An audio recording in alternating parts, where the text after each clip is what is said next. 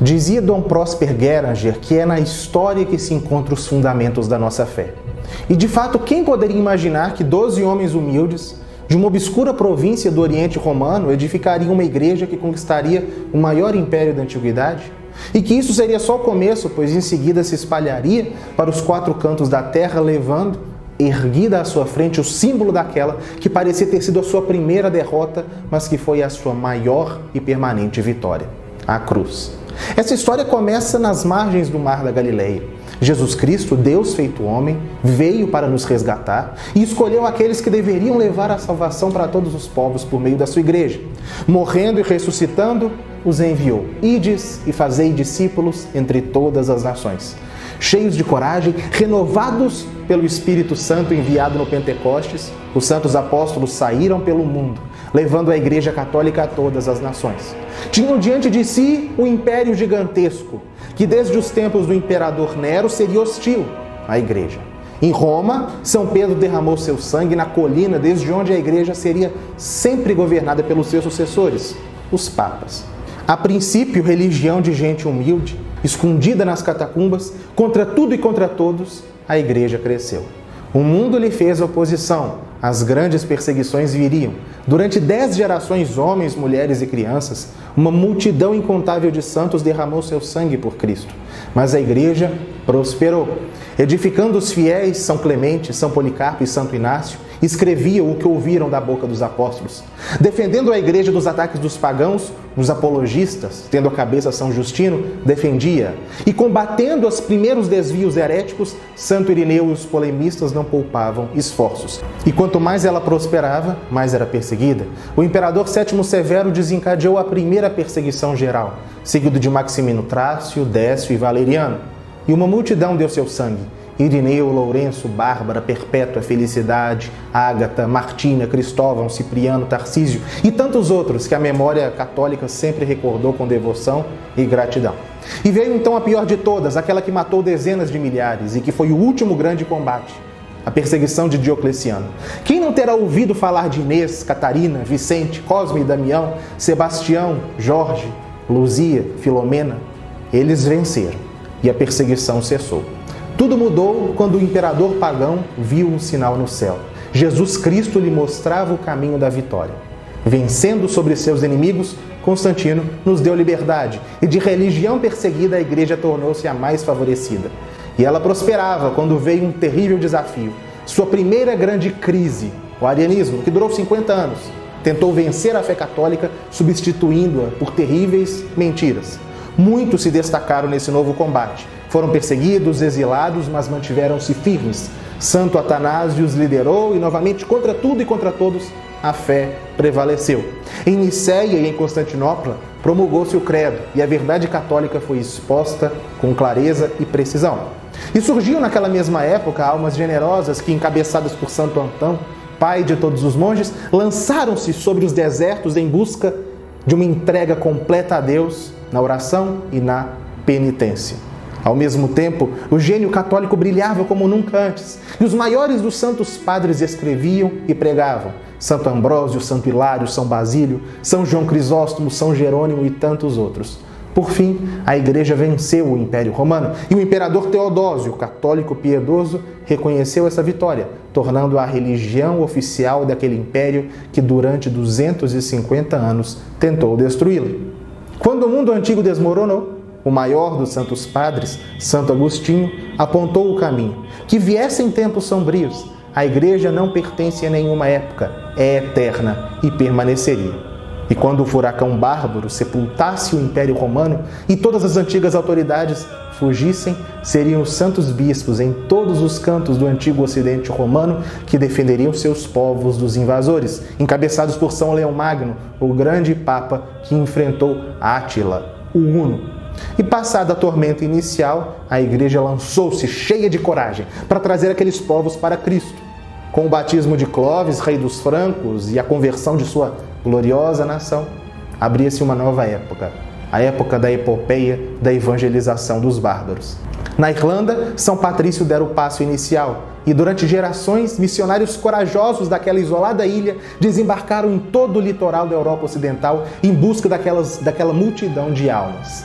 Época verdadeiramente heróica, quando grandes bispos traziam para a fé os novos ocupantes de suas terras, como Santo Avito, entre os burgúndios, Santo Isidoro, entre os visigodos, e quando monges corajosos desbravavam mares e florestas para a conversão de povos estranhos, como São Columbano entre os francos, São Columba entre os escoceses e Santo Agostinho da Cantuária, enviado pelo grande Papa São Gregório Magno para converter a Inglaterra. A conquista parecia concluída depois de 300 anos, quando o grande São Bonifácio penetrava as densas florestas da Alemanha, convertia milhares e derramava por fim o seu sangue por Cristo. E se aqueles dias eram, sob tantos aspectos ainda tenebrosos, uma nova luz brilhou do alto da muralha da igreja. São Bento e seus filhos espalharam-se por todas as terras recém-convertidas, edificando centenas, milhares de mosteiros, ensinando os novos fiéis a serem verdadeiramente cristãos e servindo de baluarte da cultura e da civilização em um mundo ainda tão bárbaro. Mas tristes foram os dias em que mais da metade do mundo cristão submergiu ante o furacão sarraceno e em que a própria Europa se viu ameaçada, sob o risco de cair sob os avanços árabes. Mas nós resistimos. Na Espanha, um grito de resistência ecoou desde as montanhas perdidas das Astúrias, dando início à Reconquista. E na França, Carlos Martel defendia o mundo cristão na épica Batalha de Poitiers. Ao final do 8º século, um homem foi escolhido pela Igreja para liderar a grande obra de reconstrução da civilização. Carlos Magno, coroado imperador pelo Papa São Leão III, e cujo glorioso reinado, por mais que sucedido por novas trevas, significou a esperança de futuras auroras. Morto o grande imperador, seus descendentes não souberam manter seu legado, e a Europa cristã submergiu em novas trevas. Papas corajosos como São Nicolau Magno e João VIII tentaram impedir o colapso, mas não bastou.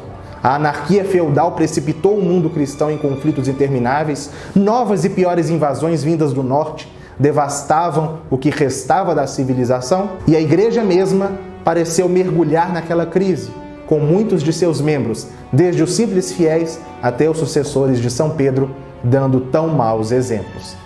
Mas Deus não abandona a sua igreja, e desde o mosteiro do sudoeste francês renasceu o espírito de verdadeira reforma. E assim, os monges de Cluny renovaram a vida religiosa, novas ordens foram fundadas, e grandes bispos como São Pedro Damião e Santo Anselmo reformaram o alto clero. E sob o heróico Papa São Gregório VII e com seus grandes sucessores, Urbano II e Alexandre III, a reforma consolidou-se no papado, que renasceu forte e santo. Enquanto isso, a sociedade cristã, até então violenta e caótica, era reestruturada e reordenada, tendo em vista os seus verdadeiros fins. E assim, a Igreja edificou a cristandade, civilização cristã dos séculos XI ao XIV, época em que o espírito do Evangelho regia as nações. Época de grandes e santos reis, como São Luís na França, Santo Henrique na Alemanha e São Fernando de Castela. Época de São Bernardo de Claraval, o monge considerado o homem mais poderoso do século XII. Época de Inocêncio III, o papa mais poderoso da história. Época de São Domingos e, é claro, de São Francisco de Assis, que em um momento essencial revivificou a Igreja com a seiva sempre viva de Cristo. Cristandade. Época em que toda a sociedade cristã, desde o mais humilde lavrador ao mais poderoso imperador, via-se ordenado a um fim sobrenatural e que, apesar de todas as diferenças de estamento, de condição e de nação, toda uma civilização trabalhava junta em prol de grandes feitos por Deus, seja na edificação de monumentos e inigualáveis catedrais, seja na luta comum em defesa dos irmãos indefesos do Oriente, seja nos esforços do intelecto, que naquela época atingia seu cume com Santo Tomás de Aquino. Os rumos da história não foram tão bons. A cristandade desagregou-se e uma nova crise começou, mas nunca Deus nos deixou sem grandes santos, como Santa Catarina de Siena, para manter a Igreja no caminho por ele desejado. E após a terrível crise do século XV e início do século XVI, veio a renovação. Na colina de Montmartre, em Paris, Deus dotou sua igreja de um novo e glorioso exército para reerguê-la. E com Santo Inácio de Loyola e seus jesuítas, o que parecia perdido foi recuperado. Enquanto em Trento, com grandes e memoráveis papas, a fé católica era proclamada com clareza ante aqueles que a contestavam, na Espanha dos reis católicos, Santa Teresa e São João da Cruz renovavam a vida religiosa. E na Itália, São Filipe Neri recordava os romanos o que significava ser cristão. Na Suíça e na Alemanha, São Francisco de Sales e São Pedro Canísio recuperavam fiéis perdidos e São Vicente de Paulo renovava a Igreja francesa. E para cada filho que a Igreja perdia na Europa, ganhava 1000 nas terras descobertas. Pelas mãos de São Francisco Xavier, viajando para todos os rincões do Índico e do mundo oriental, e daquela multidão de missionários desbravando as florestas da América para trazer os povos do novo continente para a fé, e com Santa Rosa de Lima já dava mostras de sua vocação católica. E os frutos da Reforma Tridentina não demoraram a se fazer colher com o glorioso século XVII, durante o qual a Igreja deu imensas provas de santidade e de vida.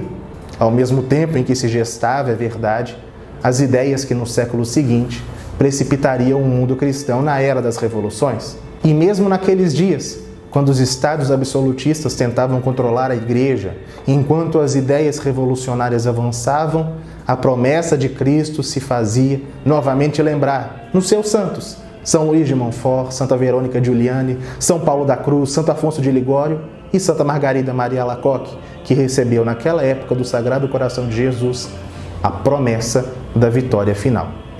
E vieram as tormentas.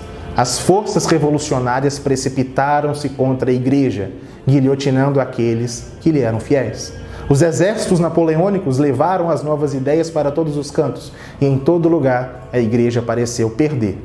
Mas então veio a resposta. Grandes e corajosos papas ergueram bem alto a cruz diante das mentiras que penetravam o recinto sagrado. Gregório XVI, Pio IX, Leão XIII, São Pio X. E quando o mundo pensava que vencia a Igreja na Europa, ela penetrava na África, na Ásia e nas distantes ilhas do Pacífico, expandindo o Evangelho para onde ele até então não havia chegado. E enquanto tudo se secularizava e os novos avanços pareciam substituir as antigas crenças católicas, a santidade brilhava mais forte do que nunca, com São João Bosco e com São João Maria Vianney. E desde um escondido Carmelo do norte da França, a glória de Santa Teresinha humilhava a soberba do mundo moderno com a sua humildade. E enviada por seu filho, a Imaculada Conceição desceu dos céus, Paris, Lourdes, La Salette e Fátima, para confortar a Igreja Católica agitada pela tempestade. Os tempos serão maus, mas no final o meu imaculado coração triunfará. Nada mais do que a lembrança da promessa que um dia Cristo fizera a São Pedro nas margens do Mar da Galileia: as portas do inferno não prevalecerão. Sentada no trono dourado dos séculos, a Igreja tudo suporta e, sobretudo, prevalece. Desde as isoladas aldeias da Judéia até os anfiteatros romanos, das florestas do norte da Europa às catedrais medievais e até nosso tempo, sustentado pela presença constante e real de seu esposo em seus altares e em seus sacrários, a Igreja Católica atravessou 20 séculos intacta. E eu convido você a conhecer essa história, que é sua, que é nossa, que te esconderam, mas que te pertence e que quer ser devolvida a você. Sei que é difícil, mas força! Olhe para o alto e contemple todos aqueles que vieram antes de nós, agora unidos a Ele, nos dizendo: nós somos um só. Persevere, continue. Essa é a sua história. A história da sua família, a história da sua fé, a história do próprio Jesus Cristo, que continua geração após geração em seus membros. História essa que terminará nesta terra, mas que continuará eterna no céu.